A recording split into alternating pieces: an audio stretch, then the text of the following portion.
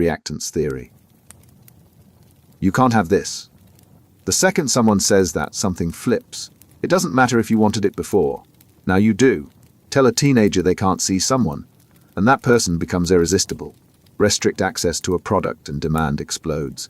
The moment your freedom feels threatened, your brain doesn't ask if the restriction makes sense. It just fights back. This is reactance theory. When choice gets limited, the mind pushes back. Hard, it's automatic. The tighter the control, the stronger the resistance. Being told no doesn't discourage you. It makes you want it more. Control triggers a primal defense. Your autonomy is under attack. The mind doesn't forget pressure. It remembers defiance. That's why forbidden becomes desirable. Why sold out feels more valuable. Why restriction itself becomes the pull. Marketers know this. Limited time only. Members only. Invitation required. They're not just creating scarcity. They're triggering reactance. The restriction is the sales pitch you weren't planning to buy. But now that access is controlled, you want in. Politicians use it too. Censor an idea and it spreads faster. Ban a message and it gains followers. The harder you push against something, the stronger the resistance becomes. People don't defend the content. They defend the principle. Even in relationships, reactance dictates behavior. The friend who tells you to break up often pushes you closer together. The parent who forbids a hobby makes it more appealing. Pressure doesn't persuade, it backfires. When you try to force someone's decision, you're not guiding them. You're teaching them to resist. The tighter the grip, the harder they pull away. Reactance doesn't care about logic. It only cares about freedom. Sleeper effect. You dismiss the ad. You know it's manipulative. You reject the politician's claim because the source isn't credible. Weeks later, you catch yourself repeating the exact message you rejected. You don't remember where it came from. You just know it sounds right. The source faded. The message stayed. Memory doesn't work like a filing system. Information doesn't stay labeled credible or not credible forever. Over time, the warning detaches. You forget who said it. You forget why you doubted it. What remains is the claim itself, sitting in your mind, untethered and unquestioned. This is the sleeper effect. A message from an unreliable source gets rejected at first. But given enough time, that rejection weakens. The warning decays faster than the information. What you once dismissed as propaganda starts feeling like common knowledge. It happens because memory prioritizes content over context. When you hear something, your brain processes two things: the message and the messenger. But these don't stay linked. The message gets rehearsed every time you think about the topic. The source fades. Eventually you remember the claim, but not the reason you rejected it. Misinformation spreads this way. A false headline gets debunked immediately. People see the correction. They acknowledge it. But months later, the falsehood lingers while the debunking disappears. The lie becomes familiar. Familiarity feels like truth. Advertisers exploit this. Run an ad with a weak endorsement. People dismiss it at first. But the brand name, the slogan, the message, those stick. Later, when they're making a purchase, the product feels familiar. They don't remember the ad, they just recognize the brand. Political campaigns do the same. A smear ad runs, full of exaggerations. Fact-checkers dismantle it. Voters acknowledge the correction. But during election season, the doubt remains. They can't recall the details, but something about the candidate feels off. The sleeper effect turned suspicion into instinct. Even in casual conversation, the pattern repeats. Someone makes a claim you don't trust. You argue back, maybe prove them wrong. But the idea was planted. Weeks later it resurfaces in your thoughts, stripped of its origin, now seeming reasonable. You don't realize you're repeating something you once rejected. The sleeper effect doesn't need deception. It just needs time.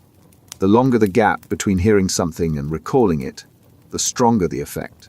Distance erases doubt. Repetition builds belief. And by the time the message fully takes hold, you've forgotten there was ever a reason not to trust it. Foot in the door technique. A neighbor asks if you'll sign a petition. Just your name takes 5 seconds, you agree. 2 weeks later, they're back. Would you put a sign in your yard? It's bigger than you expected. Bulky, visible from the street. But you already supported the cause. Saying no now feels inconsistent. You put up the sign. You didn't plan to. But once you said yes to something small, the larger ask became harder to refuse. Compliance builds on itself. The moment you take the first step, the second one feels inevitable. Not because you're being forced. Because backing out would contradict the version of yourself you just created. You signed the petition, so you must care. And if you care, you should put up the sign. This is the foot in the door technique.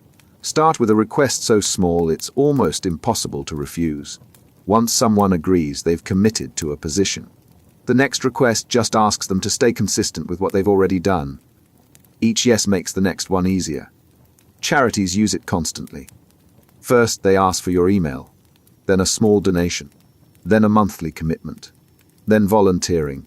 Each step seems reasonable because you've already invested. Walking away would mean admitting the earlier commitments were meaningless, so you keep going. Sales teams do the same.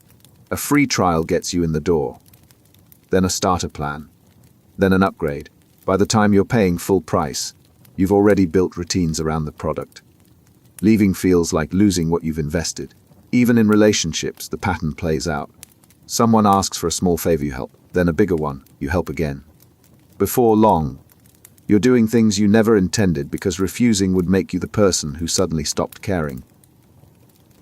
The trick isn't the size of the first request. It's that agreeing changes how you see yourself. Once you've acted, your identity shifts to match. And once your identity shifts, turning back feels like betrayal, not of them, of you. Scarcity Principle. The product was sitting there all week. You glanced at it a few times, didn't need it. Then you see the label, only 2 left. Suddenly, it's not just a product, it's a decision. Buy now or lose the chance. You grab it before someone else does. Nothing about the product changed, only the supply. Scarcity doesn't make things better, it makes them feel urgent. When availability drops, value rises. Not because the object improved, but because the mind treats scarcity as a signal. Rare means important, limited means desirable. And the possibility of missing out triggers a panic that logic can't override. Retailers exploit this relentlessly. Flash sales, limited editions, only a few left in stock. The message is always the same: act now or regret it later. It doesn't matter if you didn't want it before. The countdown creates pressure, and pressure creates action. Airlines do it too. Only 3 seats left at this price. The seats aren't running out. The price tier is. But the framing makes you feel like you're competing for something scarce. Book now or pay more. The choice stops being about whether you need the flight and starts being about whether you're willing to lose. Even in social settings, scarcity shifts behavior. Someone mentions they're moving soon. Suddenly, plans get made. Invitations get extended. The person didn't become more interesting. Their availability did. The approaching end makes the relationship feel more urgent. The same pattern shows up in hiring. Candidates who mention other offers become more attractive. Not because their skills improved, but because the perception of demand changed. If others want them, they must be valuable. And if they're valuable, you need to act before they're gone. Scarcity doesn't create value, it creates fear. Fear of losing an opportunity. Fear of being left behind, fear that hesitation means missing out. And once fear takes over, the decision isn't about what you actually want. It's about making sure you don't lose. Door in the face technique. Someone asks if you'll volunteer every weekend for a month. You refuse. Too much. Then they ask if you'll help out for one afternoon. Just a few hours. You agree. It feels reasonable compared to the first request. But here's the thing: they never expected you to say yes to the month. They just wanted the afternoon. The refusal was the setup. The real ask came after. When someone makes an extreme request and you turn it down, saying yes to a smaller one feels like compromise. It doesn't feel like compliance. It feels like you're meeting in the middle. But there was no middle. The first request was inflated on purpose to make the second one seem reasonable by comparison. This is the door in the face technique. Start big. Get rejected. Then scale back to what you actually wanted. The person feels like they're being fair by agreeing to the smaller request. They don't realize they're giving you exactly what you planned to ask for all along. Salespeople use it everywhere. The premium package is presented first. Expensive. Features you don't need. You decline. Then they offer the standard version. Suddenly, it seems affordable. You're comparing it to the premium price, not to your actual budget. The contrast makes it feel like a deal. You buy. Fundraisers do the same. They ask for a large donation. You say no. Then they ask for a smaller amount. Now you feel guilty for refusing twice. The second request lands because declining again would make you seem unreasonable. You donate even though you weren't planning to. In negotiations, the tactic shows up constantly. The first offer is extreme, meant to be rejected. When they revise downward, it feels like movement, like they're being flexible. But the revision was calculated from the start. The anchor was set high so the real target would seem fair. What makes it work is guilt. Turning someone down once feels fine. Turning them down twice feels harsh. The second request becomes harder to refuse because rejection starts feeling like your fault. And once that shift happens, agreement becomes the path of least resistance. Social proof. The restaurant is empty. You walk past. A block down, another place is packed. Line out the door. You join the line. You don't know if the food is better. You just know other people chose it. And if they chose it, it's probably the right call. Crowds don't lie, except when they do. When uncertainty rises, people look to others for guidance. Not because the crowd is smarter, because following the majority feels safer than deciding alone. If everyone's doing it, it must be right. And if it turns out wrong, at least you weren't the only one who made the mistake. This is social proof. The tendency to assume that if many people are doing something, it's the correct thing to do. It bypasses critical thinking. You stop evaluating the decision on its own merits and start evaluating it based on how many others have already made it. Online reviews work this way. A product with thousands of ratings feels trustworthy. A product with 5 ratings feels risky. The actual quality might be identical, but volume creates credibility. The more people who've bought it, the safer the choice seems. Social media amplifies the effect. Posts with high engagement get more engagement, not because the content improved, but because popularity signals value. People like what others have already liked. Share what others have already shared. The crowd becomes its own justification. Even dangerous behavior spreads through social proof. Financial bubbles build this way. Everyone's buying, so you buy. Prices keep climbing because everyone assumes everyone else knows something. When the bubble bursts, the same logic reverses. Everyone's selling, so you sell. The crowd was never right, but following it felt rational at the time. Protests and movements grow the same way. Early adopters take the risk. As numbers increase, joining feels less risky. Eventually, the majority shifts not because individuals changed their minds independently, but because the growing crowd made participation seem normal. Social proof turns the exceptional into the expected. The instinct isn't wrong. Crowds are often right, but they're right by coincidence, not by design. And when they're wrong, following them doesn't distribute the blame. It just guarantees you'll be wrong together. Low ball technique. The price looks good. You agree to buy. Then, right before closing, the cost goes up. Extra fees, additional charges, things that weren't mentioned before. You could walk away. But you've already decided. You've already imagined owning it. Backing out now feels like losing something you almost had. So you pay the higher price. The initial offer was never real. It was bait. Once commitment forms, changing your mind becomes costly, not in money, in identity. You already told yourself yes. You already made the mental shift from considering to decided. Reversing that feels like admitting you were wrong. So instead of walking away, you justify the new terms. You convince yourself the extra cost is worth it. Lowballing works by separating agreement from information. You commit based on incomplete terms. Then, once commitment is secured, the terms change. But by that point, the psychological cost of withdrawing outweighs the financial cost of proceeding. You're already invested. Car dealerships use this constantly. The advertised price gets you in the door. You test drive, you negotiate, you agree. Then the finance manager adds fees. Dealer preparation, documentation. Suddenly, the price is higher. But you've already spent hours there. You've already told friends you're buying a car. Walking away means wasting all that time and admitting you got played. Subscription services do the same. Free trial. Low introductory rate. You sign up. Then the price increases after the trial. You could cancel, but you've already set up your account. You've already integrated the service into your routine. Canceling requires effort. Staying feels easier. Even informal agreements follow the pattern. Someone asks for help moving, you agree. Then they mention it's a 3-floor walk up. More work than expected, but you already said yes. Backing out now makes you unreliable, so you help, even though the terms changed. The technique doesn't rely on deception alone. It relies on the pain of reversing a decision. Once you've committed, even privately, undoing that commitment feels like failure. And rather than accept failure, you accept the new terms. Authority principle. The person has a title. Doctor, prof expert. They speak, and you listen, not because you verified their claims, because their credentials did the verification for you. The white coat, the degree, the position. These create a shortcut. You assume authority equals accuracy, and most of the time, you don't question it. Authority bypasses scrutiny. When someone with perceived expertise makes a claim, the brain treats it differently than the same claim from a stranger. The content becomes secondary. The source becomes proof. And once authority is established, disagreement feels like ignorance.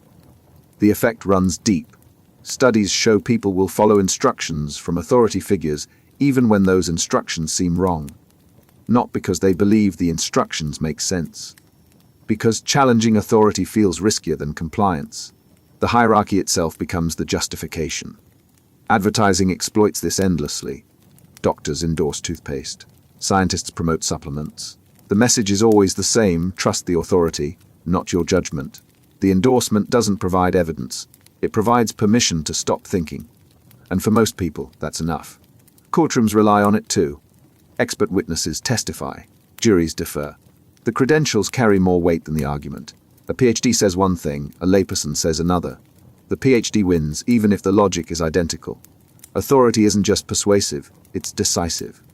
Even in everyday decisions, authority shapes behavior. Financial advisors recommend investments. You follow, not because you analyze the strategy, because the title advisor implies competence. Teachers assign interpretations of texts. Students adopt them, not because the interpretation is correct, because the teacher said so. The danger isn't that authority is always wrong. It's that authority makes you stop checking. Once the credential is established, skepticism shuts down. You assume someone else already did the verification.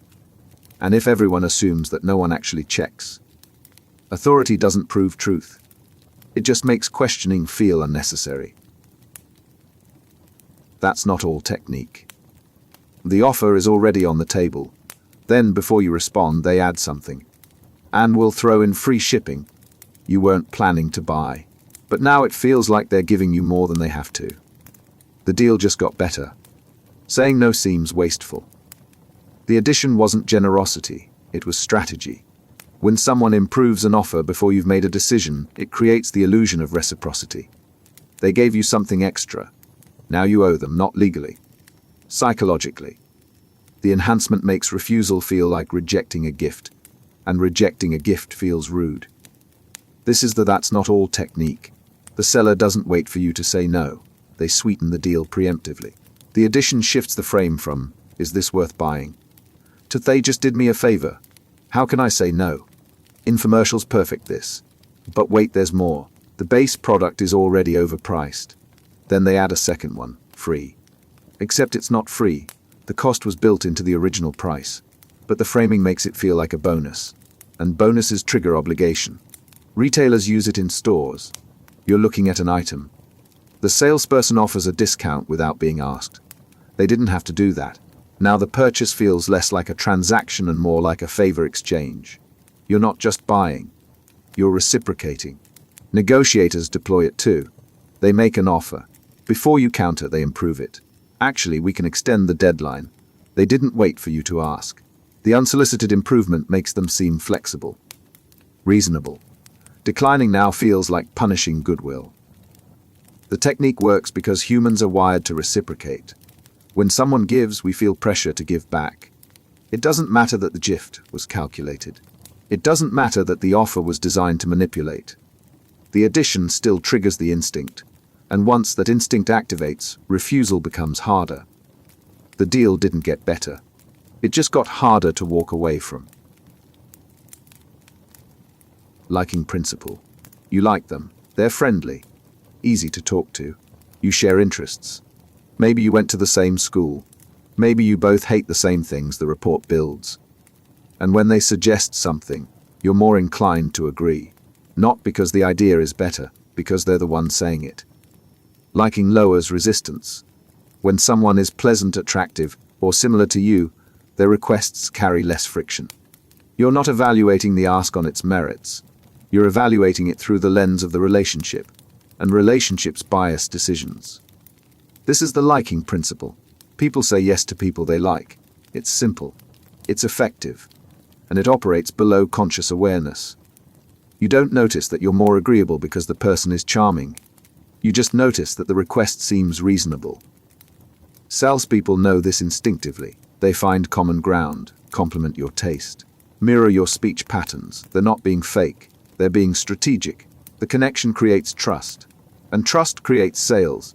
You buy from them not because their product is superior, but because the interaction felt good.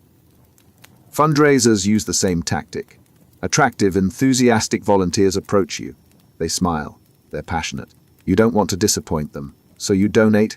The cause might be worthy.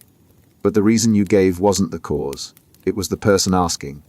Even in hiring, likability outweighs qualifications. Interviewers favor candidates they enjoy talking to. The right summon gets you in the room. The report gets you the job. Competence matters, but chemistry often decides. Online, the effect amplifies. Influencers cultivate likability. Followers feel connected. When the influencer promotes something, it doesn't feel like advertising. It feels like a recommendation from a friend. And friends don't steer you wrong, except when they're being paid to. Liking doesn't make the argument stronger. It makes disagreement feel harder. You're not just rejecting the idea, you're rejecting the person. And that rejection carries social cost. So you say yes even when logic says no. Disrupt-Then-Reframe Technique. This costs 300 pennies. You pause. Pennies. That's an odd way to phrase it. While you're processing the strange phrasing, they continue. That's $3. A small price for something this useful. By the time your brain catches up, you've already moved past the strangeness and started considering the purchase. The confusion wasn't an accident. It was set up. Disruption breaks your default processing. When something unexpected happens, your mind pauses to make sense of it. In that moment of confusion, your defenses drop.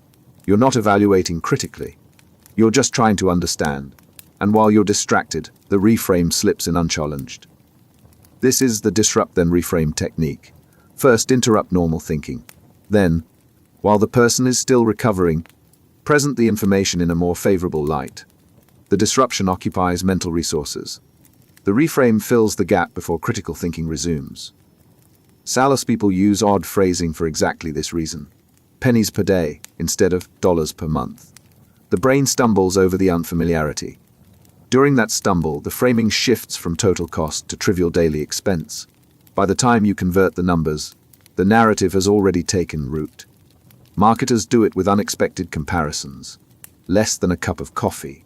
You weren't thinking about coffee. Now you are. The comparison reframes the cost as insignificant. The disruption kept you from calculating the actual expense until after the frame was set. Negotiators deploy it in high-stakes situations.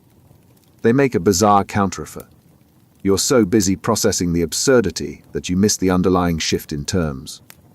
By the time you realize what happened, you're already responding to their frame, not your own. The technique works because attention is limited. When forced to process something unusual, the mind allocates resources to that task. Critical evaluation gets delayed, and in that delay, framing takes hold. Once the frame is set, changing it requires effort. Most people don't bother. The disruption doesn't need to be extreme. It just needs to be unexpected enough to create a pause. And in that pause, the real persuasion happens. Commitment and consistency. You said you care about the environment. Just once. Casually, in passing. Now someone asks you to sign a petition. It's about environmental protection. You weren't planning to get involved, but you already identified as someone who cares. Refusing now would contradict that identity, so you sign, not because you evaluated the petition, because backing out would make you inconsistent. People crave consistency. Once you take a position, reversing it feels like admitting you were wrong, and admitting you were wrong feels like losing. So instead of changing course, you double down. You find reasons to justify the original commitment. You align future actions with past statements, not because those actions are right, because they're consistent. This is commitment and consistency, the drive to appear reliable even to yourself. Once you commit, even in a small way, that commitment becomes an anchor. Future decisions get measured against it, and deviating from it feels like betrayal. Public commitments amplify the effect. Tell others you're quitting smoking, and quitting becomes part of your public identity. Relapsing doesn't just disappoint you, it disappoints everyone who knows. The social pressure reinforces the commitment. You stick with it, not just for yourself, but to avoid looking weak. Written commitments are even stronger. Sign a pledge, and the act of writing makes it real. Your signature becomes evidence. Later, when tempted to break the commitment, the memory of signing resurfaces. You made a promise. Breaking it feels like dishonesty. So you hold to it even when circumstances change. Organizations exploit this ruthlessly. Get people to make small commitments first. Volunteer once, donate a small amount, attend one meeting. Each action builds identity. Soon the person isn't just helping occasionally, they're a volunteer, a DO member.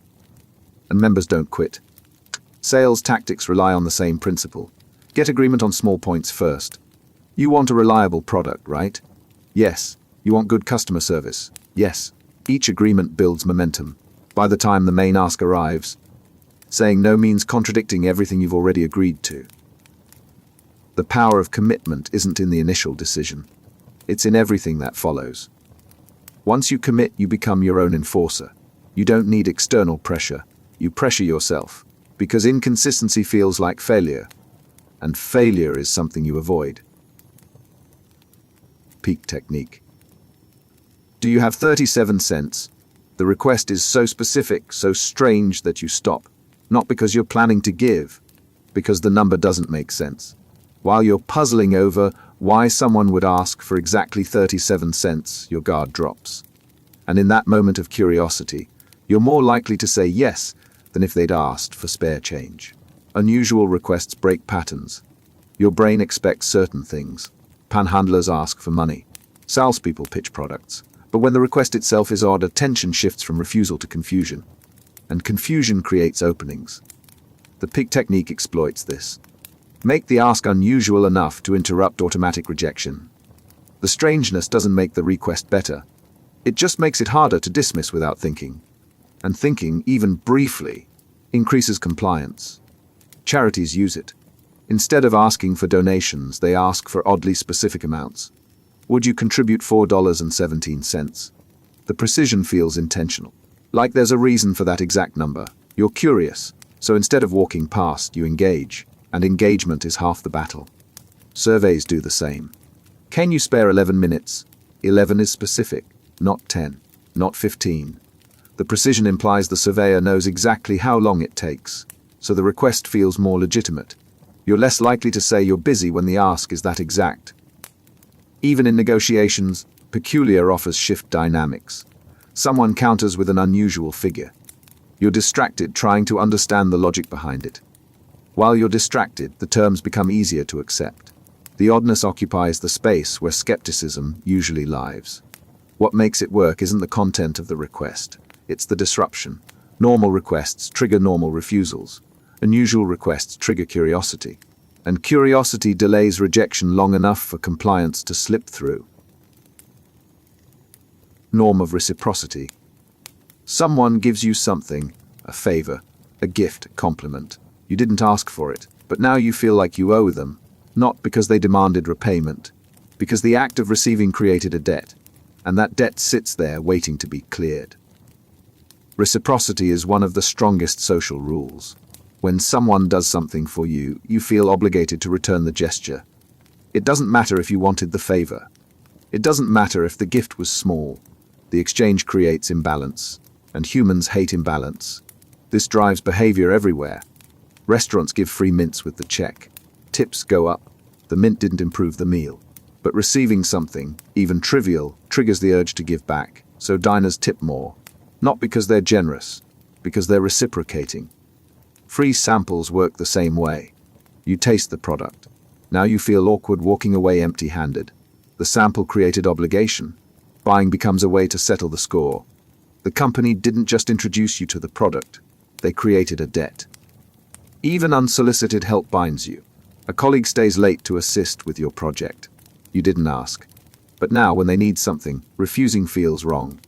The earlier favor hangs in the air. Declining their request would violate the unspoken exchange. So you help, even if it's inconvenient. Politicians exploit reciprocity constantly. They do small favors for constituents, minor interventions, symbolic gestures. Later, when they need support, those favors get called in. The constituent remembers. The favor created a bond, and bonds create loyalty. What makes reciprocity so powerful is that it operates automatically. You don't decide to feel obligated, you just do. The imbalance is uncomfortable. And the fastest way to relieve discomfort is to reciprocate. So you give back not because you want to, but because not giving back feels worse. Fear appeal. Imagine losing everything you've built, your health failing, your security vanishing, your future collapsing. The threat feels immediate, real. And suddenly, the solution being offered doesn't seem optional anymore. It seems necessary. Fear doesn't just get your attention, it redirects your decisions. When danger feels close, logic takes a back seat.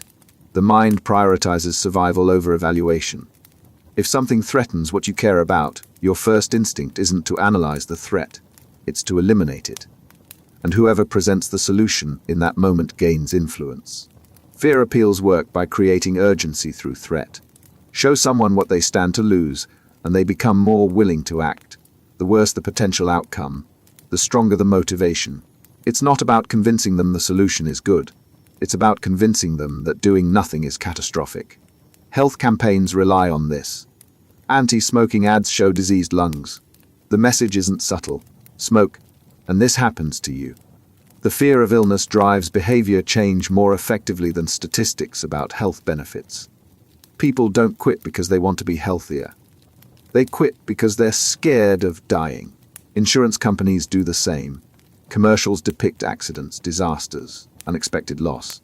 The implication is clear: without coverage, you're vulnerable. The product isn't sold on features. It's sold on fear of what happens without it.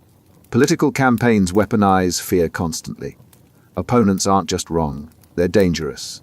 If they win, terrible things will happen. Jobs will disappear. Security will crumble. Rights will vanish. The message is always the same: be afraid and vote accordingly. But fear appeals have limits. If the threat feels too extreme or too distant, people disengage. The mind protects itself by dismissing dangers it can't control.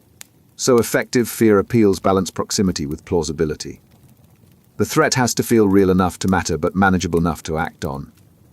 Fear doesn't create agreement, it creates compliance. And compliance built on fear lasts only as long as the threat feels present. Source credibility. Two people say the exact same thing. One has credentials, the other doesn't. You believe the credentialed source, not because their argument is stronger, because the credential did the work for you. Expertise implies truth. And when someone seems qualified, questioning them feels like ignorance. Credibility is a shortcut. Evaluating information takes effort. Checking sources, comparing claims, weighing evidence, it's exhausting. So the brain looks for signals. Does this person seem trustworthy? Do they have authority?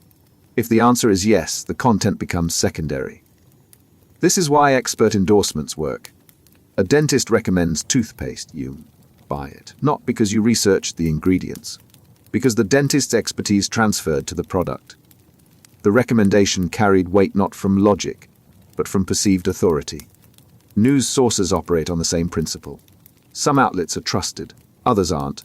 The trust isn't based on accuracy checks, it's based on reputation. Once a source is deemed credible, its claims get accepted more easily.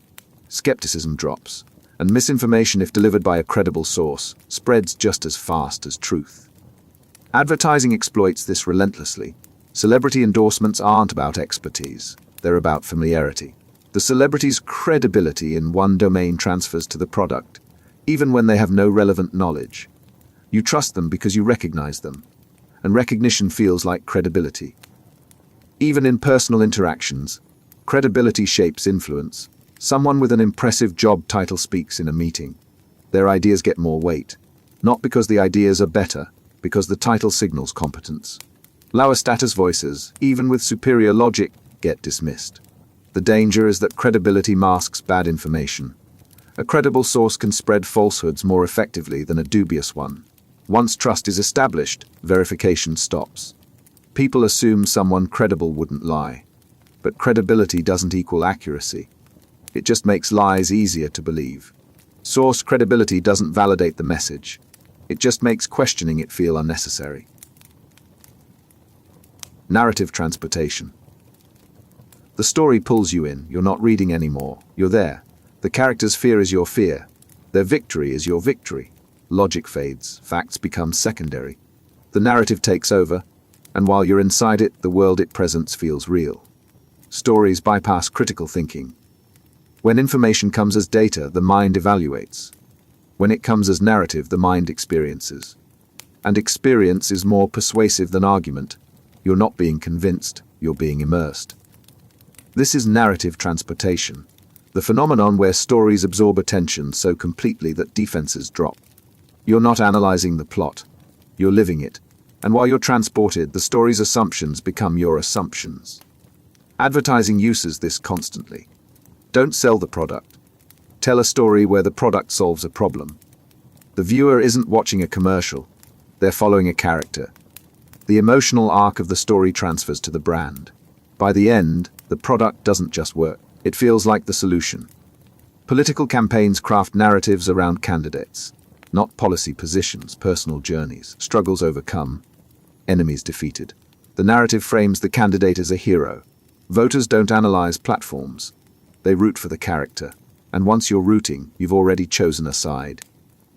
Even dangerous ideologies spread through narrative. Extremist groups don't recruit with manifestos. They recruit with stories, personal testimonies, dramatic conversions, epic struggles. The narrative makes the ideology feel lived, not abstract. And lived experience is harder to argue against than theory. What makes narrative transportation so effective is that it doesn't feel like persuasion. You're not being sold. You're being entertained. The message embeds itself in the experience. By the time the story ends, the idea is already part of how you see the situation. Stories don't prove anything. They just make belief feel natural. Inoculation Theory. Expose someone to a weak version of an argument, and they'll build defenses against the stronger version later. Show them the criticism in advance, let them practice refuting it. And when the real attack comes, they're ready. Not because the argument got weaker, because they've already fought it once. This is inoculation theory.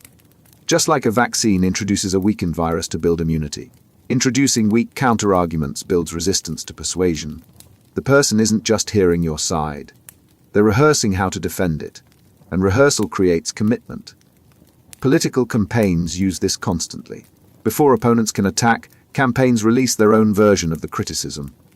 They'll say, "I'm inexperienced." But here's why that doesn't matter. The attack gets framed, defenses get prepared. When the real attack comes, voters have already heard the rebuttal.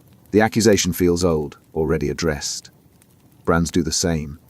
Anticipate complaints, address them in marketing. Wes, it's expensive. Here's why it's worth it. By acknowledging the objection, the company controls the framing. Customers don't discover the flaw.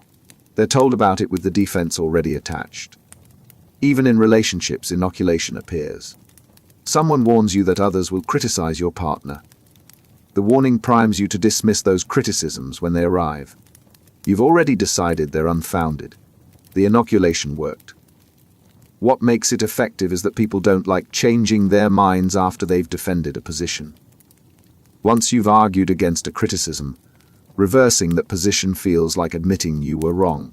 So instead of reconsidering when the real argument arrives, you double down on the defense you already practiced. Inoculation doesn't make the argument stronger. It just makes people more resistant to changing it. And resistance, once established, is hard to break. Compliance. A coworker asks you to cover their shift. You're tired. You had plans, but you say yes anyway. Not because you want to help, because saying no feels harder than agreeing.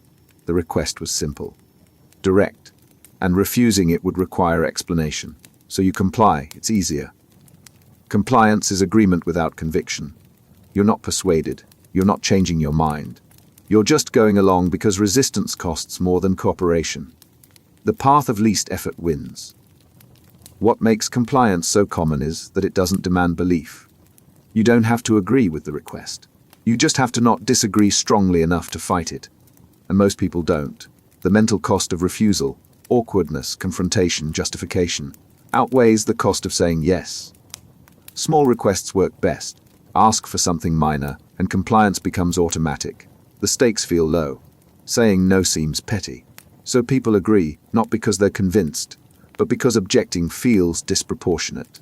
Marketers exploit this with trial offers. Just try it for a week. The ask is small, the commitment minimal. Saying no requires more effort than saying yes, so people comply. And once they're in, cancelling becomes the new source of friction. Staying becomes easier than leaving. In workplaces, compliance drives behavior constantly. Managers make requests, employees agree, not because the task makes sense, because questioning it creates conflict. And conflict is uncomfortable. So tasks get done, not because people buy in, but because going along is simpler. Even in social settings, compliance shapes interactions. Someone suggests a restaurant. You don't care for it, but you agree anyway. The alternative is debating options, and debating takes energy. Compliance ends the conversation faster. Compliance doesn't win hearts, it just avoids friction. And for most requests, that's enough. Obedience. Authority says jump. You jump. Not because jumping makes sense, because authority said so. The instruction bypasses your judgment. You're not evaluating whether the command is right. You're following it because disobedience carries consequences. Obedience isn't agreement. It's submission to power. When someone with authority gives an order, the hierarchy itself becomes the justification. Questioning feels risky. Refusing feels dangerous, so you comply even when the order conflicts with your own judgment. The mechanism is deeply ingrained. From childhood, obedience is trained. Parents, teachers, bosses.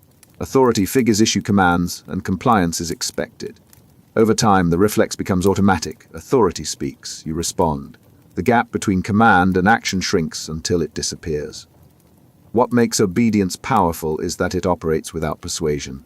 The authority figure doesn't need to convince you. They just need to command. Your role isn't to evaluate, it's to execute. And when roles are clear, resistance feels like insubordination. Military structures depend on this completely. Orders aren't debated, they're followed.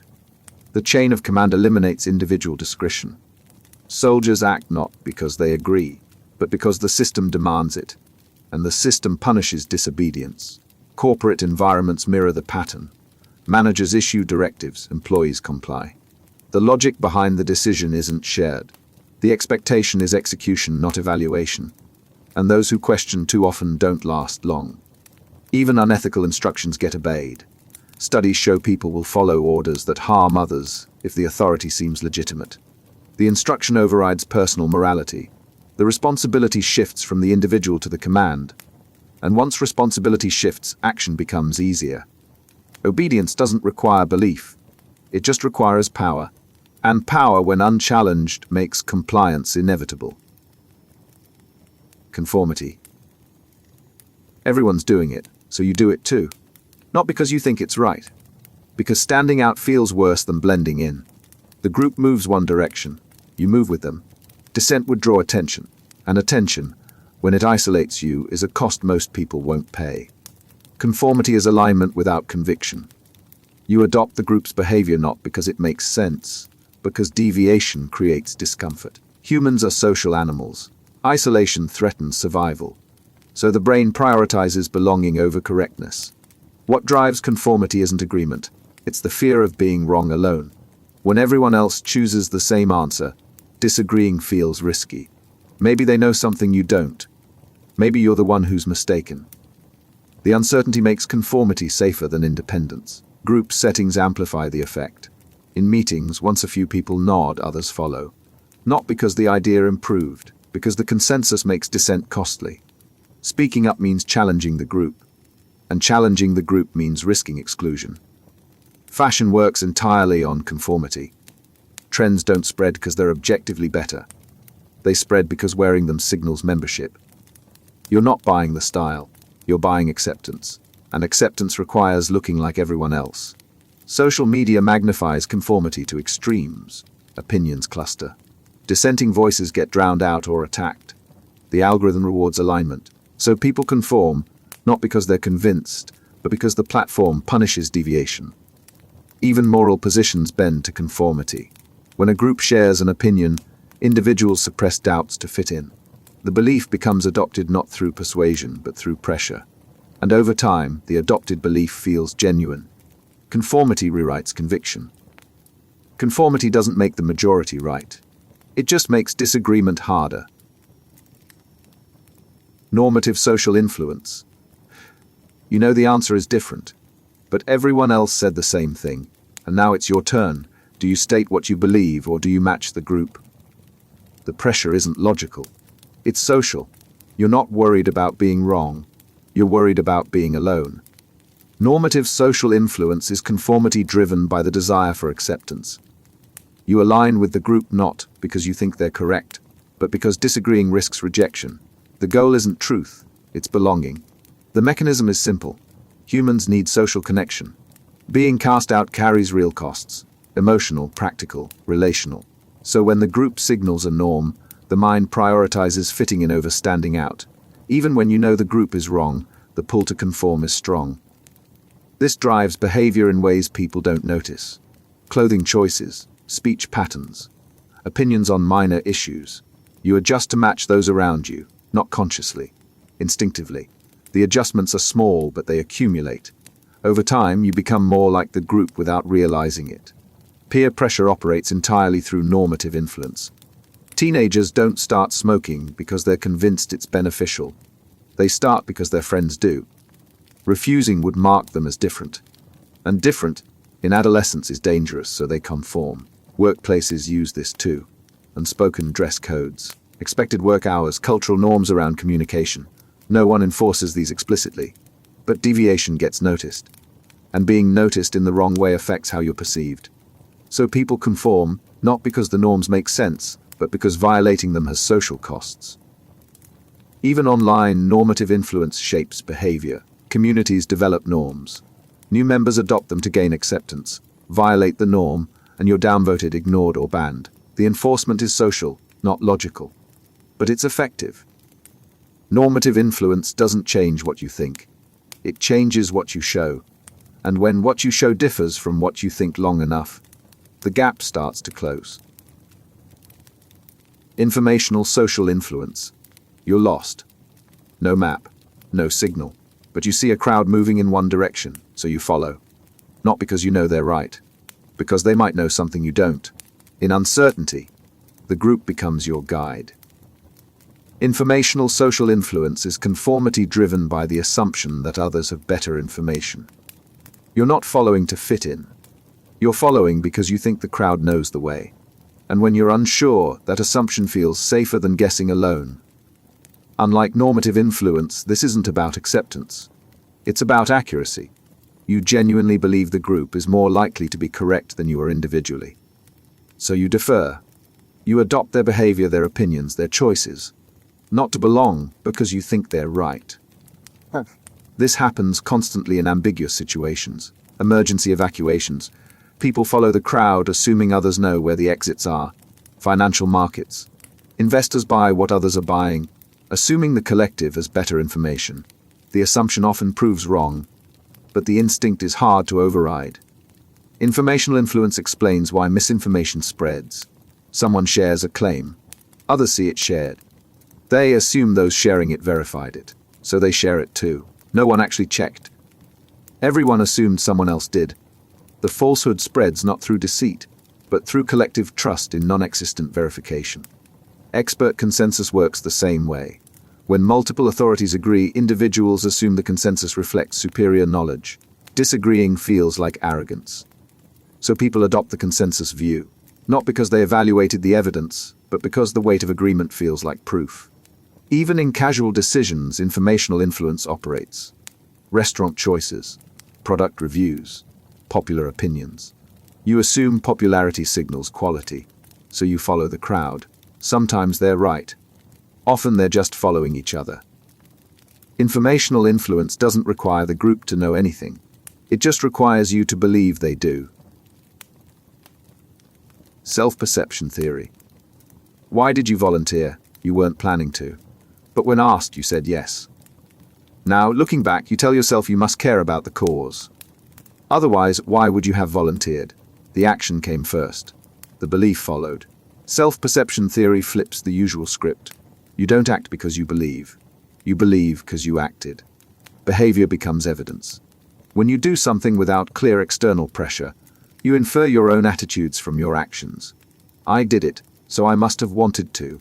The theory explains why small commitments lead to big ones. Volunteer once, and you're now someone who volunteers. Donate a small amount and you're a donor. Each action shapes identity. And once identity shifts, future behavior aligns with it. You're not being consistent with your beliefs. You're creating beliefs from your consistency. What makes this powerful is that people trust their own actions more than their thoughts. Thoughts are private, flexible, easily dismissed.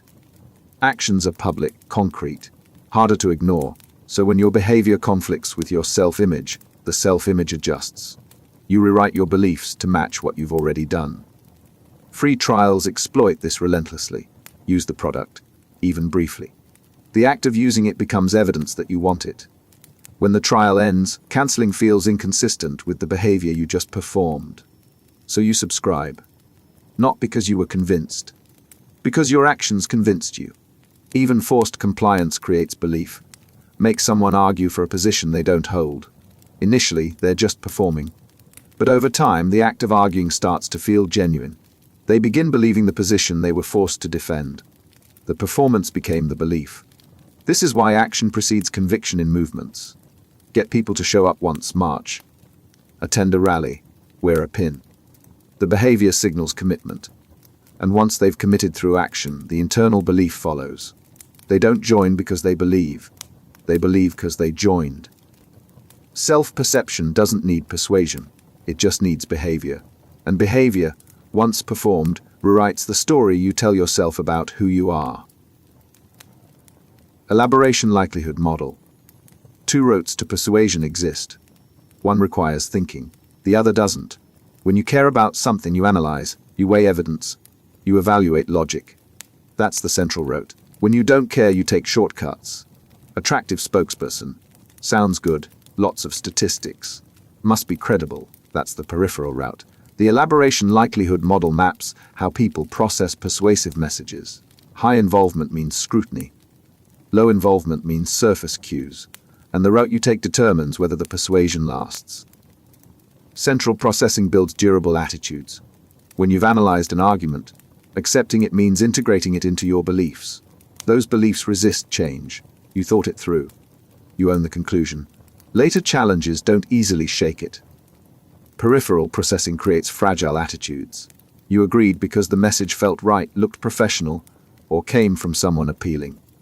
But you didn't engage with the content, so the agreement is shallow. When conditions change, the attractive spokesperson leaves, the music stops, the setting shifts, the persuasion evaporates. Advertisers know which route you're using. For high-involvement products, cars, houses, investments, they provide details, specifications, comparisons, evidence. They're targeting the central route because buyers will scrutinize anyway. The ad's job is to survive that scrutiny. For low-involvement products, snacks, drinks, everyday items, they skip logic entirely. Celebrity endorsements, catchy jingles, bright colors, these trigger peripheral processing. You're not analyzing nutritional content, you're responding to cues. And cues are cheaper than arguments. Political campaigns operate the same way. Engaged voters get policy white papers. They'll read them. Their support, once earned, holds. Disengaged voters get slogans and imagery. Their support is softer, more volatile. Easier to sway with the next catchy message. The model doesn't judge which route is better. It just explains which one you're on. And once you know the route, you know how durable the persuasion will be. Heuristic-Systematic Model. You're busy. Someone makes a claim. Do you investigate? Or do you just check if it sounds credible? Most of the time, you check the shortcut. Does the source seem trustworthy? Does the claim align with what you already think? If yes, you accept it. That's heuristic processing. Only when the stakes rise do you shift to systematic processing, where you actually examine the argument. The heuristic-systematic model describes two modes of thinking. Systematic processing takes effort. You evaluate evidence, consider alternatives, test logic. Heuristic processing takes cues. You rely on rules of thumb. Experts are usually right. Majority opinion is probably accurate. If it's repeated often, it must be true. Org. Which mode you use depends on motivation ability. If you don't care about the topic, heuristics win. If you lack the knowledge to evaluate the claim, heuristics win. If you're tired, distracted, or overwhelmed, heuristics win.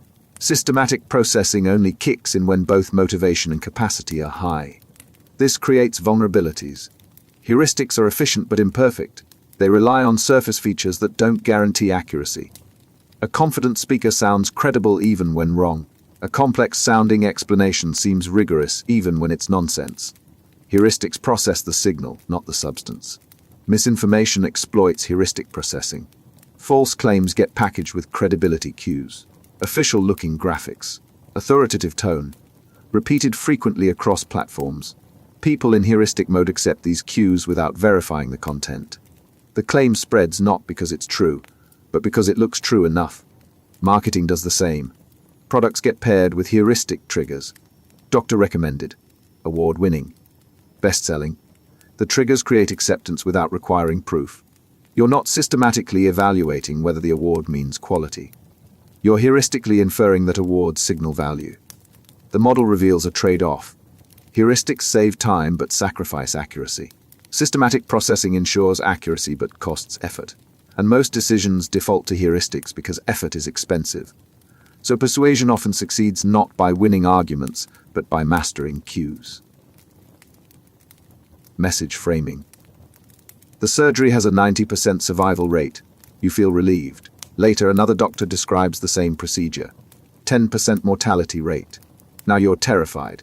The statistics are identical. But the frame changed everything. How information gets presented shapes how it gets received. Frame an outcome as a gain, and people become risk-averse. They want to protect what they have. Frame the same outcome as a loss, and people become risk-seeking. They're willing to gamble to avoid the loss. Message framing doesn't change facts, it changes focus. A glass half full and a glass half empty contain the same amount of water, but emphasizing fullness creates optimism. Emphasizing emptiness creates dissatisfaction. The frame directs attention, and attention drives reaction. Politicians frame relentlessly. Tax cuts become keeping your hard-earned money, or defunding public services, depending on the speaker. Both describe the same policy, but the frame determines whether you see it as protection or abandonment. Health campaigns choose frames strategically. Anti-smoking messages work better with loss framing. Smoking causes cancer hits harder than quitting improves health. The threat of loss motivates more than the promise of gain, but for preventive behaviors like exercise, gain framing works better. Stay healthy outperforms avoid disease. Retailers frame prices constantly. A save 20% feels better than pay 80%, even though the cost is the same. The discount frame highlights gain. The payment frame highlights loss, and people prefer thinking about gains. Even negotiations shift with framing. Propose a deal as mutual benefit and acceptance rises. Propose the same deal as avoiding mutual loss, and the urgency intensifies. The terms are identical, but the frame changes how much pressure people feel to agree. Framing doesn't distort truth. It selects which truth to emphasize, and emphasis, more than content, determines response. Priming. You read a list of words: elderly, wrinkled, retirement, Florida. Then you walk to the next room, you move slower, not because you're tired, because the words primed a concept, old age, and that concept influenced your behavior without your awareness. Priming is exposure that shapes subsequent responses. Activate one idea, and related ideas become more accessible. The activation spreads. Concepts, emotions, behaviors linked to the prime become easier to trigger. You're not consciously connecting them. Your mind is making associations automatically. The effect shows up everywhere. Flash images of money before a task, and people become less helpful. The money prime activated self-interest. Show images of achievement, and performance improves. The achievement prime activated effort. The exposure was brief, irrelevant to the task, but it shifted behavior. Advertising uses priming constantly. Luxury brands show images of success, elegance, exclusivity. Not to describe the product, to activate associations. When you later see the brand, those associations resurface. You're not thinking about the ad. But the prime did its work. Media primes perception. News coverage of crime increases fear of crime, even when crime rates drop. The repeated exposure primes danger. Later judgments about safety reflect the prime, not the statistics. The more coverage, the stronger the association. Reality becomes secondary to activated concepts. Even subtle environmental cues prime behavior. People in rooms with achievement-related decor perform better on tasks. Those in rooms with religious symbols act more honestly. The primes aren't instructions, they're activations. And activations shift what feels natural. What makes priming powerful is its invisibility. You don't notice the prime. You don't connect it to your later behavior. The influence operates outside awareness.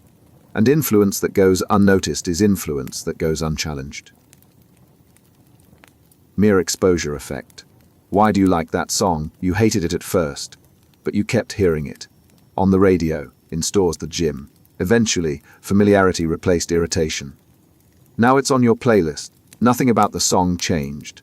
You just heard it enough times that unfamiliarity stopped being a barrier. The mere exposure effect is simple. Repeated exposure increases liking, not because the thing improved, because the mind treats familiarity as a positive signal. The more you encounter something, the more comfortable it becomes. And comfort feels like preference. The effect doesn't require awareness. Flash images too quickly to consciously register, and people still develop preferences for them over novel images. The exposure happened, the brain processed it, licking followed, without conscious recognition. This drives brand recognition. Companies plaster logos everywhere, not to inform, to create familiarity. When you're choosing between products, the familiar brand feels safer. You don't remember seeing the logo 100 times. You just feel like you've encountered it before, and prior encounter signals reliability. Political campaigns use the same tactic: lawn signs, bumper stickers, repeated name exposure. The goal isn't persuasion, it's familiarity. On election day, the familiar name triggers comfort. The unfamiliar one triggers caution. Voters choose the candidate they've encountered most, even if they can't recall where. Social dynamics follow the pattern too. People you see frequently become more likable. Coworkers, neighbors, classmates. Proximity creates repeated exposure. Exposure creates familiarity. Familiarity creates affinity. The relationship builds not from shared interests, but from shared space. The effect has limits. Overexposure breeds contempt. But within normal bounds, encountering something repeatedly makes it feel better. The mind mistakes frequency for quality. And quality, once inferred, drives choice. Anchoring effect. The price is listed as 2,000. You think that's too high, you negotiate. Eventually, you settle at 1,500. You feel like you won. But the original price, the anchor, shaped the entire negotiation. If the starting price had been 1,000, you would have settled lower. The anchor wasn't the real price. It was the reference point. And reference points determine what feels reasonable. Anchoring is the tendency to rely on the first piece of information encountered when making decisions. That initial number, even if arbitrary, becomes the baseline. Everything afterward gets judged relative to it. Higher anchors pull estimates up. Lower anchors pull estimates down. The anchor doesn't need to be relevant, it just needs to be first. Retailers exploit this ruthlessly. Original price crossed out, sale price underneath. The original price is the anchor. It's often inflated, sometimes fictional, but it works. The discount feels real because the reference point made it real. You're not evaluating the sale price independently. You're comparing it to the anchor. Negotiations anchor aggressively. The first offer sets the range. If you open high, the final agreement stays higher. If you open low, the final agreement drops. The opening number wasn't a serious proposal, it was a frame, and frames constructed first are hardest to escape. Even unrelated anchors influence judgment. Ask people if a historical figure died before or after a random number, then ask them to estimate the actual year. Their estimates cluster near the random number. The number had nothing to do with the question, but exposure to it created an anchor, and anchors shape guesses even when they're irrelevant. What makes anchoring so persistent is adjustment failure. People recognize the anchor is too high or too low. They adjust, but the adjustment is insufficient. They stop adjusting before reaching an unbiased estimate. So the anchor's pull lingers, distorting the final judgment. Anchoring doesn't require belief in the anchor, it just requires encountering it first. And once encountered, the number becomes the reference. Everything that follows gets measured against it. Contrast effect. You try on an expensive jacket, then a cheaper one. Suddenly, the cheaper option feels like a bargain, even though it's still overpriced. The first jacket wasn't something you were going to buy. It was a reference point. And everything that comes after gets judged against that reference. Contrast shapes perception. Present something extreme first, and the next option seems moderate.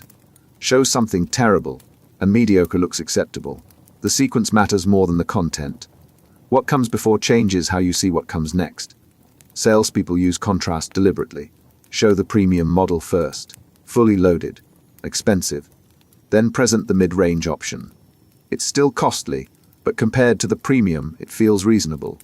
The customer wasn't comparing it to their budget. They were comparing it to the first option. And relative to that, the price seemed fair. Job negotiations follow the same pattern. State a high salary expectation first. The employer counters lower, but the counteroffer stays higher than it would have been if you'd started with a modest request. The initial number created a contrast, and that contrast pulled the final agreement upward. Even in relationships, contrast influences judgment. Someone introduces you to a terrible restaurant, then takes you to a decent one. The decent place feels great, not because it's exceptional, because it's better than what came before. Context, not quality, drove the impression. Contrast doesn't improve what you're comparing. It just changes the baseline. And once the baseline shifts, everything else shifts with it. What seemed expensive becomes reasonable. What seemed adequate becomes disappointing. The object didn't change. The frame did. Decoy Effect. Two options sit in front of you. One is cheaper but basic. The other is expensive but feature-rich. You're undecided. Then a third option appears. It's almost identical to the expensive one but slightly worse and costs nearly the same. Suddenly, the expensive option looks like the obvious choice. The decoy did its job. The decoy effect manipulates decisions by introducing an irrelevant option designed to make one choice look superior. The decoy isn't meant to be selected. It's meant to shift how you evaluate the other options. And it works because comparison is relative, not absolute. Retailers deploy decoys everywhere. 3 subscription tiers. The middle one is deliberately unappealing. Slightly cheaper than the premium but with far fewer features. The decoy makes the premium seem like the best value. Customers don't choose the middle option. They choose the premium thinking they outsmarted the pricing. Movie theater popcorn follows the same logic. Small, medium, large. The medium is barely cheaper than the large. No one buys the medium. They buy the large, thinking they're getting a deal. The medium wasn't there to sell. It was there to make the large look rational. Even hiring decisions get influenced. Present 3 candidates, 2 strong, 1 weak. But make the weak candidate similar to one of the strong ones. Same background, slightly weaker credentials. That similarity makes the stronger candidate with the same profile look like the safer bet. The weak candidate was never a real contender. They were a reference point. The decoy doesn't add value. It distorts perception of value. By creating a deliberately inferior comparison, it makes the target option shine. And once perception shifts, the choice feels obvious. You think you're making a smart decision. You're just responding to a designed comparison. Default effect. Deform is pre-checked, organ donation, automatic enrollment, newsletter subscription. You could uncheck it. But unchecking requires action, so you leave it. Not because you actively chose it, because doing nothing was easier than opting out. Defaults shape behavior by exploiting inertia. When a choice is pre-selected, it becomes the path of least resistance. Changing it requires effort, and most people don't expend effort unless the stakes feel high. So the default wins, not through persuasion, but through passivity. What makes defaults powerful is that people interpret them as recommendations. If organ donation is opt-out instead of opt-in, participation rates skyrocket. Not because people's values changed, because the default signals what's expected, and following expectations feels safer than deviating. Retirement savings operate on defaults. Auto-enrollment increases participation dramatically. Employees could opt out, but opting out requires active rejection of something already in place. So they stay enrolled. The default doesn't convince them saving is good. It just makes saving the automatic choice. Subscription services weaponize defaults. Free trial auto-renews, you have to cancel to avoid charges. The default is staying subscribed. Canceling requires finding the right menu, confirming multiple times, maybe even calling customer service. The friction keeps people subscribed long after they stopped using the service. True. Privacy settings work the same way. Default settings favor the company, sharing data, allowing tracking. Opting out requires navigating complex menace. Most users never bother. The default wasn't their choice. It was the company's. But inertia made it the user's reality. Defaults don't require agreement. They require inaction. And inaction, for most decisions, is the easiest path. Loss aversion. Losing feels worse than winning feels good. Lose $100 and the pain lingers. Find $100 and the joy fades quickly. The amounts are equal, but the emotional weight isn't. Loss cuts deeper, and that asymmetry drives behavior. Loss aversion is the tendency to prefer avoiding losses over acquiring equivalent gains. Protecting what you have matters more than getting something new. The bias isn't logical, it's emotional, and it overrides rational calculation. This shapes risk-taking. When choices are framed as potential losses, people become risk-seeking. They'll gamble to avoid the loss. When the same choices are framed as potential gains, they become risk-averse. They'll take the sure thing. The stakes are identical. The framing determines the response. Retailers exploit loss aversion constantly. Don't miss out. Last chance. Offer ends soon. The message isn't about gaining something. It's about losing an opportunity. And the fear of loss drives urgency more effectively than the promise of gain. Negotiations leverage it too. Framing a deal as preventing loss rather than securing gain increases acceptance. Without this agreement, you'll lose market share. Hits harder than. This agreement will grow your market share. The outcome is the same. The framing triggers different instincts. Even endowment effects stem from loss aversion. Once you own something, its value increases, not because the object changed, because giving it up feels like a loss. And losses hurt more than acquisitions satisfy. So people demand more to sell than they'd pay to buy the same item. Loss aversion doesn't make losses bigger. It makes them feel bigger. And feelings, more than facts, drive decisions. Reciprocal liking. You find out someone likes you. Suddenly, you like them more. Not because they became more interesting, because being liked creates warmth, and warmth generates reciprocation. The affection wasn't earned through interaction. It was triggered by knowledge of their affection. Reciprocal liking is the tendency to like people who like us. The preference isn't based on compatibility or shared values. It's based on the validation of being liked. And validation, even from strangers, feels good. So you return it. What makes this powerful is that it operates independently of other factors. Someone can be unlikable by every objective measure.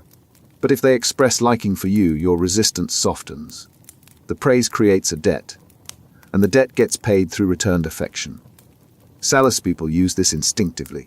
They compliment you. They express admiration. Not because they genuinely feel it. Because expressing liking triggers reciprocal liking. You like them back, and people buy from people they like. The technique isn't about the product. It's about manufacturing affinity. Social dynamics mirror this constantly. Someone shows interest in your hobbies. You warm to them. Not because your hobbies are particularly interesting, because their interest made you feel valued, and feeling valued breeds liking. Online, the effect amplifies. Followers, likes, comments, all signal affection. and receiving signals of affection increases the likelihood of reciprocating. Influencers don't build audiences through content alone. They build them by making followers feel seen. And feeling seen generates loyalty. Reciprocal liking doesn't require authenticity. It just requires expression. Once someone signals they like you, the instinct to like them back activates. And once activated, it shapes how you see them. Not as they are, but as someone who values you. Ingratiation. They agree with everything you say. They laugh at your jokes. They compliment your taste. You feel seen, understood, appreciated. But the agreeableness isn't spontaneous. It's calculated. They're ingratiating themselves, and it's working. Ingratiation is strategic behavior designed to make someone like you. It's not friendship, it's impression management. Compliments, conformity, flattery, all deployed deliberately to gain favor. And most people don't notice because it feels genuine in the moment. The tactics are simple. Compliment the person. Agree with their opinions. Find common ground. Emphasize similarities. Each action creates warmth, and warmth lowers resistance. Once someone feels positively toward you, they're more likely to agree to your requests. Job interviews run on ingratiation. Candidates mirror the interviewer's energy. They compliment the company. They emphasize shared values. None of it is dishonest, but it's strategic. The goal isn't authentic connection, it's securing the offer. And securing the offer means making the interviewer like you. Workplace politics rely on ingratiation constantly. Employees flatter managers. They align with leadership's vision, even when they disagree privately. The behavior isn't about honesty, it's about advancement. And advancement requires being liked by those with power. Even in casual relationships, ingratiation shows up. Someone wants a favor. First, they soften you up, compliments, shared complaints, building rapport. Then comes the ask. By that point, refusing feels rude. The groundwork made agreement easier than rejection. What makes ingratiation effective is its subtlety. The ingratiator doesn't announce their strategy. They just make you feel good. And when you feel good around someone, you attribute that feeling to genuine compatibility. The manipulation succeeds because it hides behind pleasantness. Door opening effect. The conversation starts casual, light, friendly, you're comfortable. Then, buried in the flow, comes the real ask. Something bigger than you'd normally agree to. But you're already engaged, already invested in the exchange. Backing out now feels awkward, so you agree. The door wasn't opened with the ask. It was opened before the ask even arrived. Building rapport first, then making the request. Increases compliance. Not because the request improved. Because the relationship made refusal uncomfortable. You're not evaluating the ask independently. You're evaluating it in the context of the connection that just formed. Salespeople master this. They chat first, they find common ground. They make you laugh.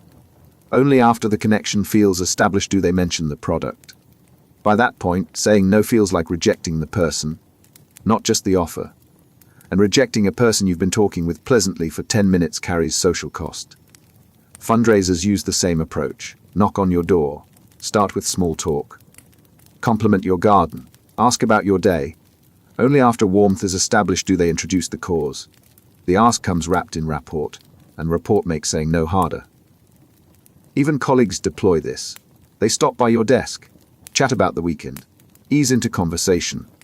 Then, once you're engaged, they mention the favor. The favor wasn't the opening. The opening created the conditions for the favor to land. The door opening effect doesn't make the request more reasonable. It makes the person harder to refuse. And once the door is open, closing it feels rude. Unity principle. Their family, same school, same hometown, same struggle. The bond isn't just similarity, it's shared identity. And shared identity creates obligation that goes beyond liking or reciprocity. You don't help them because you like them. You help them because they're part of your group. And groups take care of their own. Unity is about shared essence, not shared interests, not shared opinions. Shared being. When someone belongs to the same category as you, same ethnicity, same profession, same background, they stop being other. They become us. And us gets treated differently than them. And this drives behavior in ways other principles don't. You'll sacrifice for someone in your group even if you've never met them. The connection isn't personal, it's categorical. They're a fellow veteran, a fellow parent, a fellow survivor. The label creates kinship, and kinship creates loyalty. Charities exploit unity constantly. Appeals don't just ask for help, they emphasize shared identity. As a mother, you understand. As a veteran, you know. The message isn't about the cause. It's about belonging to the same category as those in need. And once you see yourself in them, donating stops being charity. It becomes solidarity. Political movements build on unity, not policy agreement, identity alignment. You support the candidate because they represent your group, your class, your community, your values. The support isn't transactional, it's tribal. And tribal loyalty runs deeper than rational evaluation. Even brands cultivate unity, not customer bases, communities. You're not buying a product, you're joining a tribe. And once you see yourself as part of that tribe, the purchase becomes an expression of identity. You don't buy because the product is superior. You buy because it's what people like you choose. Unity doesn't persuade through argument. It persuades through belonging. And belonging, once established, demands allegiance. Scarcity Heuristic. Rare means valuable. The logic is simple. If something is hard to get, it must be worth having. Otherwise, why would it be scarce? The reasoning is automatic. The brain doesn't verify whether scarcity reflects quality, it assumes it does, and that assumption drives desire. The scarcity heuristic is a mental shortcut. Instead of evaluating an object's actual merit, you use availability as a proxy for value. Limited supply signals high demand signals desirability. The chain of inference happens instantly. And once value is inferred, wanting follows. What makes the heuristic dangerous is that it operates regardless of actual scarcity. Create the appearance of scarcity, and the effect kicks in. Limited edition. Only a few left. Exclusive access. The scarcity doesn't need to be real, the label is enough. Online retailers weaponize this, countdown timers, stock indicators. Only 2 remaining. The urgency is manufactured, the supply is controlled. But the heuristic doesn't care. Scarcity signals value, and value triggers action. Even social opportunities follow the pattern. Hard to get invitations, selective memberships, restricted access. The exclusivity doesn't make the experience better, it makes it feel better. Because scarcity creates the perception of worth, and perception drives behavior more than reality. The heuristic evolved for a reason. In environments with genuine resource constraints, scarcity did correlate with value. But in modern markets, scarcity is often artificial, designed, controlled. The shortcut still fires, but the signal it's reading is fake. Scarcity doesn't create value, it creates the illusion of value. And for most decisions, the illusion is enough. Bandwagon Effect. So everyone's doing it, so it must be right. You don't check, you don't verify, you just join. The crowd becomes its own justification. If that many people chose it, they can't all be wrong. Except they can, and often are. But by the time you realize it, you've already climbed aboard. The bandwagon effect is the tendency to adopt behaviors, beliefs, or preferences because others have. The logic is social, not rational. Popularity becomes evidence. And evidence, even when it's just headcount, feels convincing. What drives the effect isn't agreement, it's conformity. You're not persuaded the choice is correct. You're persuaded that joining is safer than standing apart. Being wrong with the majority feels less risky than being right alone. So you follow. Trends spread this way. Fashionology. Slang. Early adopters take the risk. As numbers grow, joining becomes easier. Eventually, the majority shifts not because individuals change their minds independently, but because the growing crowd made participation normal. The bandwagon effect turns early adoption into inevitability. Financial bubbles build on this completely. Prices rise because people are buying. People buy because prices are rising. No one is evaluating fundamentals. They're following the crowd. And the crowd keeps growing until it doesn't. When the reversal comes, the bandwagon empties as fast as it filled. Even voting behavior shows the effect. Polls influence turnout. Seeing a candidate ahead makes people more likely to support them.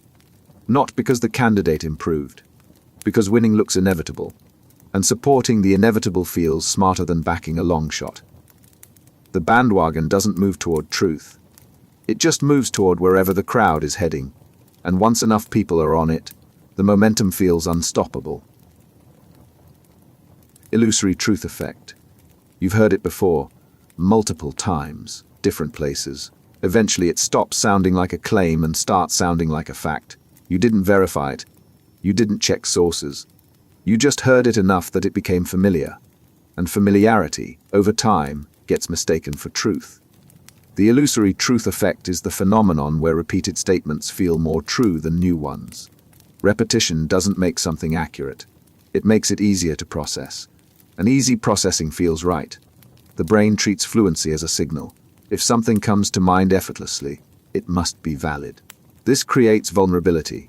False information, repeated enough, gains credibility. Not through evidence, through exposure. Each repetition strengthens the sense of familiarity. And familiarity lowers skepticism.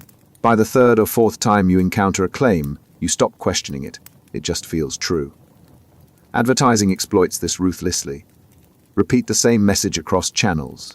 The content doesn't change, but each exposure makes it more believable. Best in class. Award-winning. Trusted by millions. None of these claims are verified by the repetition, but the repetition makes them feel verified. Political propaganda operates on the same principle. Repeat a narrative. Early on, people dispute it. But as the repetition continues, resistance fades. Not because the narrative became more credible, because disputing something you've heard dozens of times feels exhausting. Eventually, it's easier to accept than to keep fighting. Misinformation spreads this way too. A false claim circulates, gets shared, gets repeated. Debunking happens, but debunking is a one-time event. The false claim keeps circulating, and circulation builds familiarity. Familiarity builds acceptance. The lie doesn't win because it's convincing.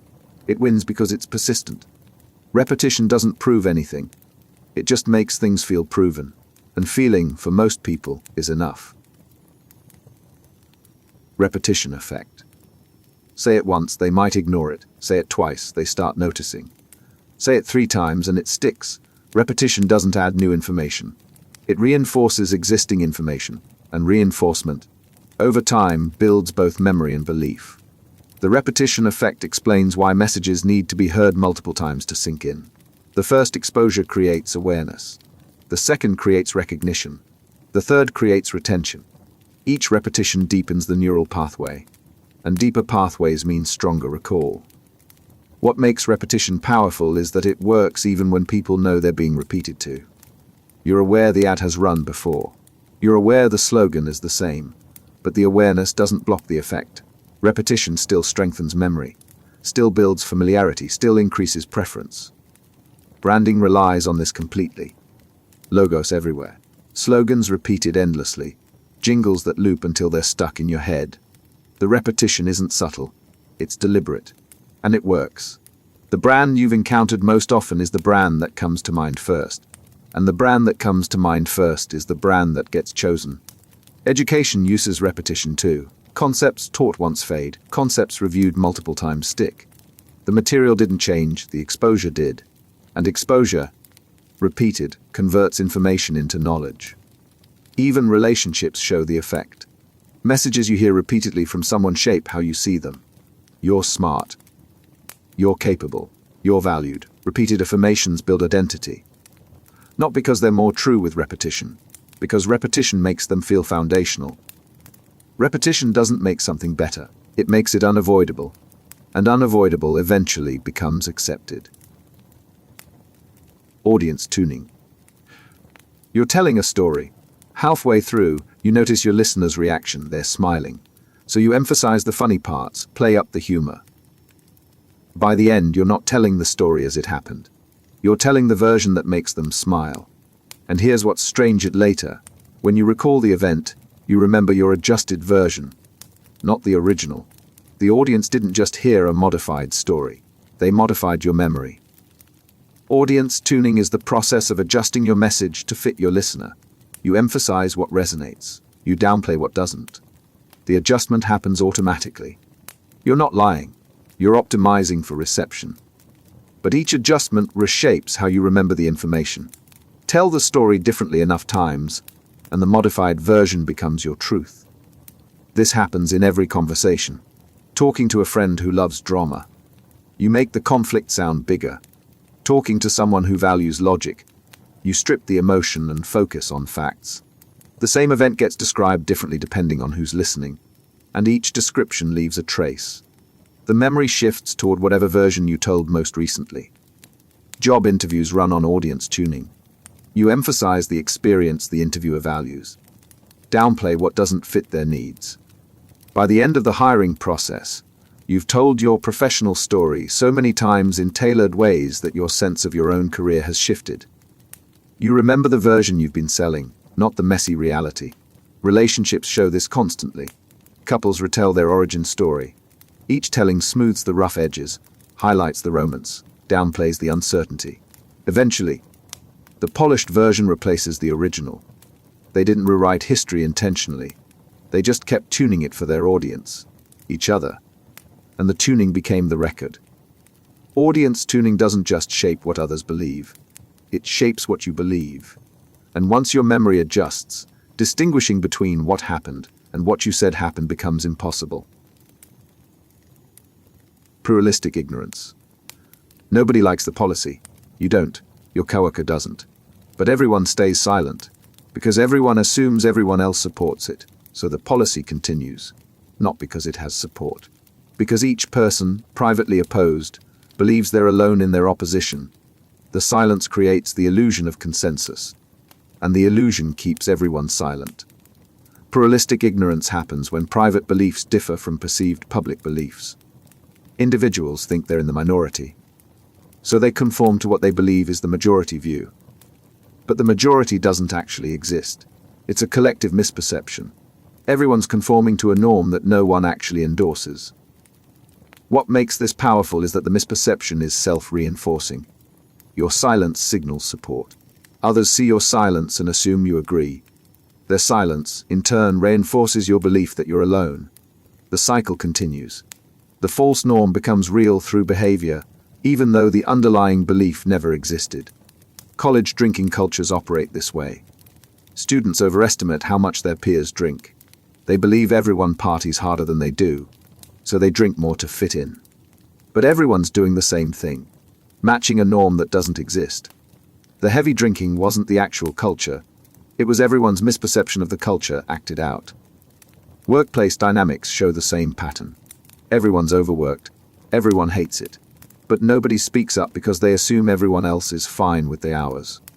The assumption keeps people working late. Not because the company demands it. Because everyone thinks everyone else accepts it. The norm is fictional, but the conformity is real. Even social movements face this barrier. Before they explode, there's a period where many people privately agree but publicly stay silent. Each assumes they're in the minority. The movement doesn't grow until someone breaks the silence. And once broken, the illusion collapses. Suddenly, everyone realizes they weren't alone. The opposition was always there. It was just invisible. Pluralistic ignorance doesn't sustain unpopular norms through force. It sustains them through silence. And silence, mistaken for agreement, becomes the strongest enforcement. Social judgment theory. You hear a proposal. It's close to what you already think. You accept it easily. Then you hear another proposal. It's far from your position. You reject it immediately. It's not just disagreement. It's instinctive rejection. The distance from your existing belief determines your response, more than the quality of the argument. Social judgment theory maps how people evaluate persuasive messages relative to their current positions. Your existing belief is the anchor. Messages near it fall into the latitude of acceptance. Messages far from it fall into the latitude of rejection. And messages in between fall into the latitude of non-commitment, where you might be persuaded. What drives the effect is contrast. The farther a message is from your position, the more extreme it seems, and extreme positions trigger automatic rejection. You don't evaluate them fairly. You dismiss them as unreasonable. The content becomes secondary. The distance is what matters. This explains why extreme persuasion attempts backfire. Push too hard and you land in the rejection zone.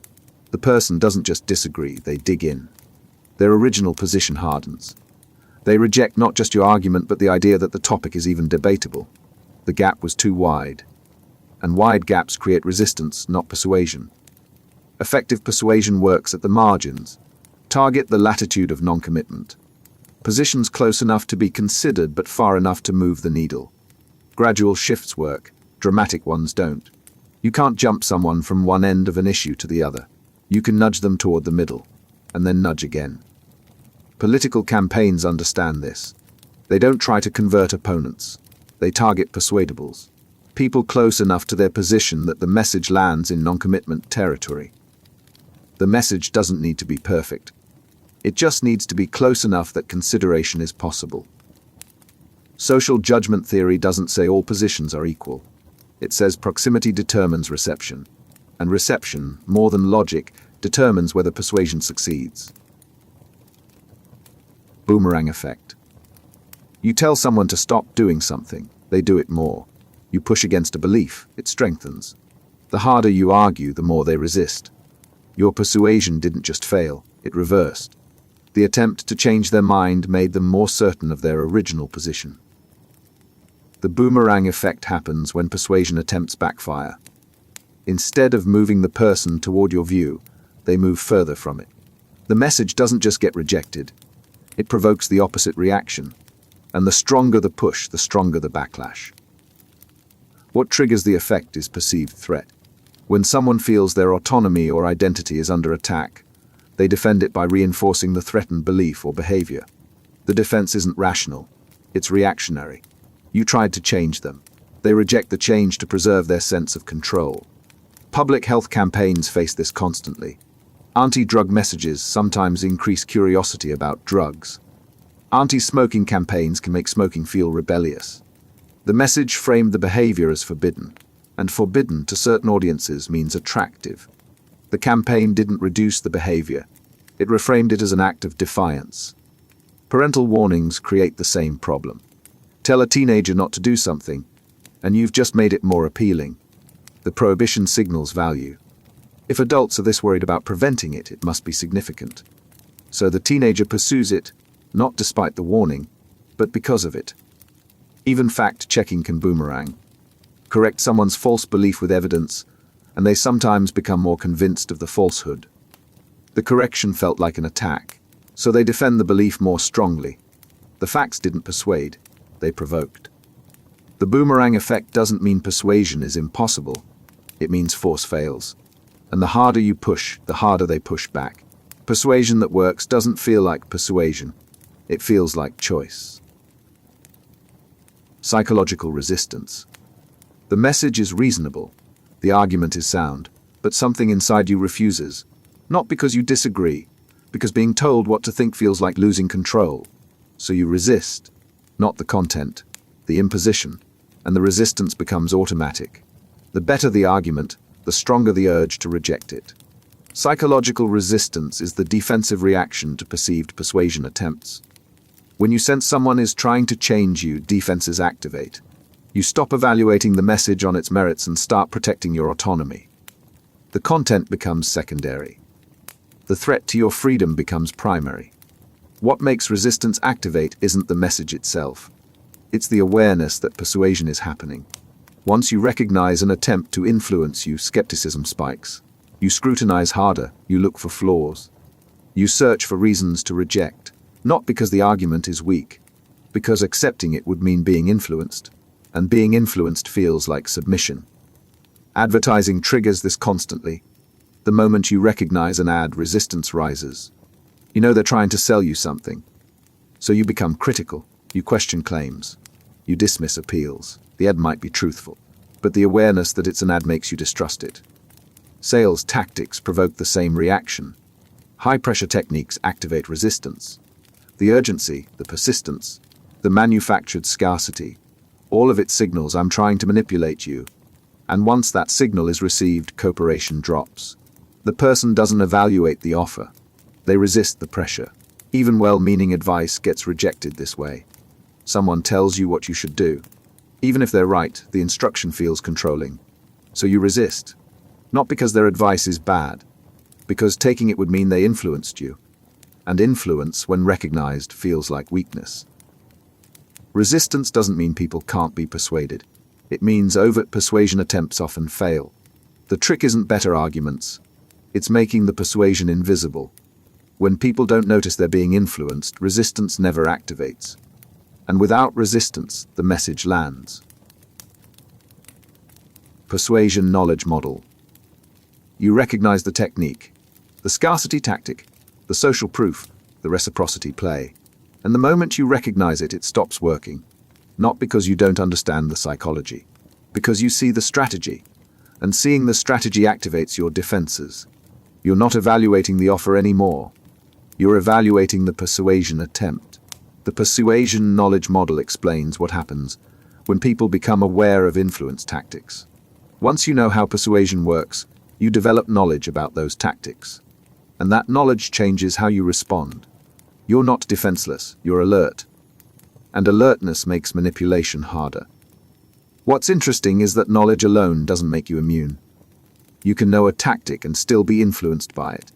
But the knowledge changes the dynamic. Instead of automatic acceptance, you evaluate. Instead of trusting the message, you question the motive.